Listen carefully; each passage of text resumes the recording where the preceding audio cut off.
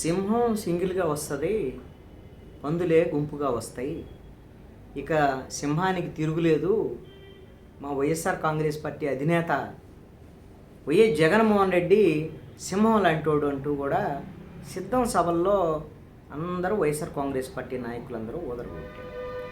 YSR Congress party కూడా ఎన్నికల సమరశంకరాన్ని పూరించి జగన్మోహన్ రెడ్డి కూడా తనంత తానుగా ప్రకటించుకున్నాడు. నేను అభిమన్యుడిని కాదు, వీళ్ళందరూ కలిసి వచ్చినా కానీ నేను ఓటమి చెందటాన్ని నేను అర్జునుడిని అని ముక్తాయింపు ప్రజలు కృష్ణుడి రూపంలో నాకు అండగా ఉన్నారని చెప్పారు. కానీ ఇప్పుడు జరుగుతున్నటువంటి పరిణామాలు సింహం వెనకడుగేసిందా అనేటువంటి అనుమానాలు కలుగుతున్నాయి.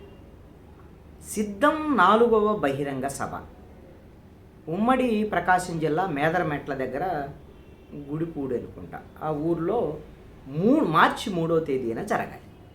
ఆ సభ వాయిదా వేస్తున్నట్లు వైఎస్ఆర్ కాంగ్రెస్ పార్టీ ప్రకటించింది. ఎప్పుడు జరిగిద్ది అని అంటే మార్చి 10వ తేదీన జరగబోతుంది అని చెప్పారు. ఏంటి, ఎందుకు?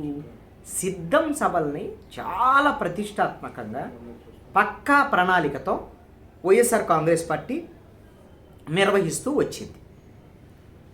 ఫస్ట్ భీమిలిలో జరిగినటువంటి బహిరంగ సభ, అంతకన్నా అద్భుతంగా దెందులూరులో జరిగినటువంటి సభ, అంతకన్నా గొప్పగా రాప్తాడులో సిద్ధం సభ ఒక్కసారిగా ప్రతిపక్ష పార్టీలన్నీ కూడా భయపడేటువంటి విధంగా, అరే ఇంతమంది జన సమీకరణ, ఇంత పక్కా ప్రణాళికతో నిజంగా జగన్మోహన్ రెడ్డి ఎన్నికలకి సర్వసన్నద్ధంగా ముందుకెళ్తున్నారని అందరికీ అనిపించింది. నేను కూడా చాలా అద్భుతమైనటువంటి సభల్ని జగన్మోహన్ రెడ్డి నిర్వహిస్తున్నారు, చాలా పక్కా ప్రణాళికతో ముందుకెళ్తున్నారు, ప్రతిపక్ష తెలుగుదేశం జనసేన కూటమి కొంత వెనకబడ్డాయని. ఇప్పుడు తాడేపల్లిగూడెంలో తెలుగుదేశం జనసేన సభ నిన్న జెండా సభ పెట్టాయి. సరే, ఏదో ఒక రకంగా సభ జరిగిందని తూతూ మంత్రం అనిపించారు. దాని సిద్ధం సభతో నేను పోల్చలేను. గతంలో జరిగినటువంటి సిద్ధం సభలతో నేను ఎట్టి పరిస్థితుల్లో పోల్చలేను. ఆ సభలకి ఈ సభకి శాస్త్రవార తేడా ఉంది. అది జనాభాని బట్టి ఎవరైనా అంచనా వేసేది. జనాభా ఎవరికి ఎక్కువ వచ్చారు, ఏ విధమైనటువంటి సభ ఏ తీరున జరిగింది, దాంట్లో ఏ విధంగా ఒక ఎజెండాను తీసుకొని మాట్లాడారు అనేటువంటి దాని మీద సభ సక్సెస్ ఫెయిల్ అనేటువంటిది ఆధారపడి ఉంటుంది. తాడేపల్లిగూడెంలో జరిగినటువంటి జెండా సభలో తెలుగుదేశం జనసేనకు అసలు ఎజెండానే లేదు. అందుకని నేను ఆ జెండా సభ గురించి నేను మాట్లాడాను, ఆ వీడియో కూడా ఉంది కాబట్టి నేను దాని జోలికి వెళ్ళాను. మరి ఇప్పుడు ఈ సింహం ఎందుకు వెనకడిగేసింది, ఎందుకు సిద్ధం సభ వాయిదా పడింది, దీనికి కారణం ఏంటి? వైఎస్ఆర్ కాంగ్రెస్ పార్టీ ఎన్నికలకు ముందు ఒక ప్రణాళికలు ఏమైనా తప్పుతుందా, తప్పటడుగులు వేస్తున్నాడు జగన్మోహన్ రెడ్డి అనేటువంటి అనుమానాలు కూడా కలిగేటువంటి విధంగా ఉన్నాయి. సిద్ధం సభ ప్రకాశం జిల్లాలో నిర్వహించాలనుకున్న తర్వాత ఉమ్మడి ప్రకాశం జిల్లా అయితే నెల్లూరు జిల్లా నుంచి, అదేవిధంగా ప్రకాశం జిల్లా, అదేవిధంగా గుంటూరు జిల్లా, ఈ 3 జిల్లాలకు సంబంధించినటువంటి 54 అసెంబ్లీ నియోజకవర్గాల నుంచి సిద్ధం సభకు హాజరు కావాలి. అంటే 10 లక్షల మంది ఈ సిద్ధం సభకు హాజరవుతారు అనేటువంటి దాని మీద వైఎస్ఆర్ కాంగ్రెస్ పార్టీ చెప్తూ వచ్చింది. అది 2వ తారీఖు అన్నారు, తర్వాత 3వ తారీఖు అన్నారు, పల్నాడులో సభ అన్నారు, ఆ తర్వాత మార్చి మళ్ళీ ప్రకాశం జిల్లాకు మార్చి ఇవన్నీ చేశారు. తీరా 2-3 రోజులు సభ ఉందనంగా, 3-4 రోజులు ఉందనంగా సభను వాయిదా వేసుకున్నారు. ఎందుకని? అసలు సిద్ధం సభ ఇది 11వ తారీఖు, జనవరి 11వ తారీఖు జరగాల్సిన సభ. అప్పుడు జగన్మోహన్ రెడ్డి ఢిల్లీ వెళ్ళారు. ఆ నేపథ్యంలోనే ఆ తర్వాత 18వ తేదీన రాప్తాళ్ళు సభ జరిగింది. ఇది ఇప్పుడు 4వ సభగా వస్తుంది. అసలు అంత పెద్ద పక్కా ప్రణాళికతో వెళ్ళేటువంటి వైఎస్ఆర్ కాంగ్రెస్ పార్టీ ఈ 4వ సిద్ధం సభని నిర్వహించడానికి ఎందుకు ఆపసోపాలు పడుతుంది? అసలు ఎక్కడ జగన్మోహన్ రెడ్డి అంచనాలు తప్పాయి? అసలు ఏం జరుగుతుంది వైఎస్ఆర్ కాంగ్రెస్ పార్టీలో? ఇది చాలా కీలకమైనటువంటి అంశం, పునఃసమీక్షించుకోవాల్సినటువంటి అంశం కూడా వైఎస్ఆర్ కాంగ్రెస్ పార్టీ.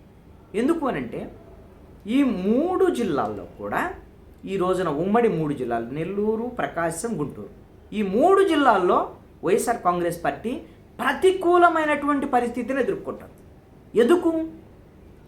నెల్లూరు జిల్లాలో వేమిరెడ్డి ప్రభాకర్ రెడ్డి రాజ్యసభ సభ్యుడు, ఆయన ఎంపీగా నిలబెట్టాలని ప్రకటన చేశారు, ఆయన లోక్సభకు పంపించాలని. ఆయన పార్టీకి రాజీనామా చేశాడు, తెలుగుదేశం పార్టీలో చేరబోతున్నాడు చంద్రబాబు నాయుడు సమక్షంలో. బహుశా 2వ తారీఖు అనుకుంటా రాకాతెలరా సభలో. అదేవిధంగా ప్రకాశం జిల్లాలో పట్టున్నటువంటి నేత మాగుంట శ్రీనివాసరెడ్డి వైఎస్ఆర్ కాంగ్రెస్ పార్టీకి బై చెప్పాడు. ఇప్పుడు తెలుగుదేశం పార్టీలో చేరబోతున్నాడు.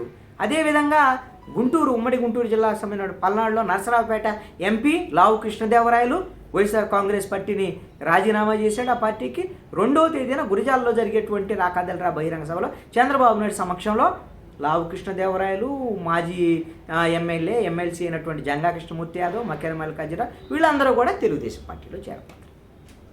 ఈ పరిస్థితుల నేపథ్యంలో ఒక్కసారిగా రాజకీయం మొత్తం మారుతుందా ఈ 3 ఉమ్మడి జిల్లాల్లో అనేటువంటి పరిస్థితులు వస్తాం. నెల్లూరు జిల్లాలో అయితే ఇప్పుడు 2019 ఎన్నికల్లో 10కి 10 సీట్లు వైఎస్ఆర్ కాంగ్రెస్ పార్టీకి గెలిచి, మరి ఈ రోజున అలాంటి ధీమా ఈ రోజున వైఎస్ఆర్ కాంగ్రెస్ పార్టీలో కనపడటం వల్ల 4 ఎమ్మెల్యేలు ఇప్పటికి వెళ్ళిపోయారు, 1 ఎంపీ వెళ్ళిపోయాడు, ఇంకా కొంతమంది వెళ్ళేటువంటి ఆ బాటలో ఉన్నారు వైఎస్ఆర్ కాంగ్రెస్ పార్టీ నుంచి తెలుగుదేశం పార్టీ. ఎంతమంది వెళ్ళినా మాకేం ఇబ్బంది లేదు, మాకు ఉండేటువంటి వాళ్ళు మాకు ఉంటారు. ఇలాంటి మేకపోతు గాంభీర్యం వేరే అంశం. మరి ఈ విధమైనటువంటి ప్రతికూలమైనటువంటి పరిస్థితులు ఉన్నాయి కాబట్టి, వీటిని చక్కదిద్దుకోలేనటువంటి పరిస్థితులు ఉన్నాయి కాబట్టి సిద్ధం సభని జగన్మోహన్ రెడ్డి వాయిదా వేసుకోవాల్సి వచ్చింది. అసలు ప్రకాశం జిల్లాలో కీలకమైనటువంటి ప్రకాశంలో ఇప్పుడు బాలినేని శ్రీనివాసరెడ్డి సమస్య, అతను అసమ్మతి వ్యవహారము ఎంత ఏదో తెలుగు సీరియల్ లాగా టెలి సీరియల్ లాగా కొనసాగేటువంటి పరిస్థితి. దాన్ని ఎందుకు వెంటనే ఒక కంక్లూడ్ చేసుకోలేనటువంటి పరిస్థితికి ఎందుకు జగన్మోహన్ రెడ్డి ఉంటున్నాడు? దీనికి కారణం ఏంటి? అదేవిధంగా అక్కడ వైవి సుబ్బారెడ్డి బాలినేని శ్రీనివాసరెడ్డి మధ్య గొడవ, అది ఒక సమస్య పరిష్కారం అయింది. వైవి సుబ్బారెడ్డిని రాజ్యసభకు పంపించేశారు, ఓకే. మరి ఇప్పుడు మాగుంట శ్రీనివాసరెడ్డి వెళ్ళిపోయిన తర్వాత జరిగినటువంటి నష్టాన్ని పూడ్చుకోవడం చెవిరెడ్డి భాస్కర్ రెడ్డిని ఇచ్చారు. చెవిరెడ్డి భాస్కర్ రెడ్డిని మొన్నటిదాకా అధికారికంగా ఇన్ఛార్జిగా ప్రకటించలేనటువంటి పరిస్థితి నిన్న 8వ లిస్టులో ప్రకటించారు. మరి ఇప్పుడు చెవిరెడ్డి భాస్కర్ రెడ్డి బాలినేని శ్రీనివాసరెడ్డి ఇద్దరు కలిసి పనిచేస్తారు లేదా? వీళ్ళిద్దరి మధ్య కుమ్ములాట్లేంది? దీన్ని సర్ది చెప్పేటువంటి ప్రయత్నం ఎందుకు చేయలేకపోతుంది అధిష్టానం? గుంటూరు జిల్లాలో కూడా మీకు గుంటూరు ఎంపీ అభ్యర్థి మొన్నటిదాకా ఉమ్మారెడ్డి వెంకటేశ్వర కొడుకు ఉమ్మారెడ్డి వెంకటరమణాన్ని ప్రకటిస్తారు. మరి ఆయన అసలు ఆయన ఇంకా ఫ్లెక్సీల్లోకి వచ్చాడు కానీ జనంలోకి రాలేదు. కానీ ఈ మధ్యలోనే ఏమైంది, మళ్ళీ ఉమ్మారెడ్డి వెంకటేశ్వర అల్లుడు రోసైని తీసుకొచ్చి పెట్టాడు. ఆయన ఎమ్మెల్యేకి ఎక్కువ ఎంపీకి తక్కువ అనేటువంటిది ఆ నియోజకవర్గాల్లో ఉండేటువంటి చర్చ. ఇదే నేను చేసే విమర్శ కాదు. ఏదో మొన్న గాలివాటంగా పొన్నూరులో గెలిచాడు, ఇప్పుడు ఆయన తీసుకొచ్చి ఎంపీకి పెట్టాడంటే ఇది ఎలా ఉందంటే అసలు ఎంపీ అభ్యర్థులు లేకుండా ఎవరిని పెడితే వాళ్ళని పెడుతున్నారా? ఆ ఇంట్లో ఉండేటువంటి వాళ్ళని మీ అబ్బాయినో మేము అల్లుడో తీసుకురావా పెట్టేసే ఎంపీగా అని ఇది జగన్మోహన్ రెడ్డి ఈ విధమైనటువంటి ఎవరిని పెడితే వాళ్ళని ప్రకటించడం, వాళ్ళని మార్చడం, ఇవన్నీ పరిస్థితులు ఇవన్నీ ఈ 3 జిల్లాల్లో ఈ సమస్యలు పరిష్కారం కానటువంటి పరిస్థితుల్లో మరి సిద్ధం సభ ఏం పెడతారు? వాళ్ళ మధ్య సమన్వయం ఏముంటుంది? 10 లక్షల టార్గెట్ అంటే వీళ్ళందరూ తీసుకొస్తేనే కదా. ఏం జగన్మోహన్ రెడ్డి ఏమి ఆయన హెలికాప్టర్లో వస్తాడు, దిగుతాడు, మీటింగ్ చేస్తాడు, వెళ్తాడు, తెచ్చేది వీళ్ళు కదా.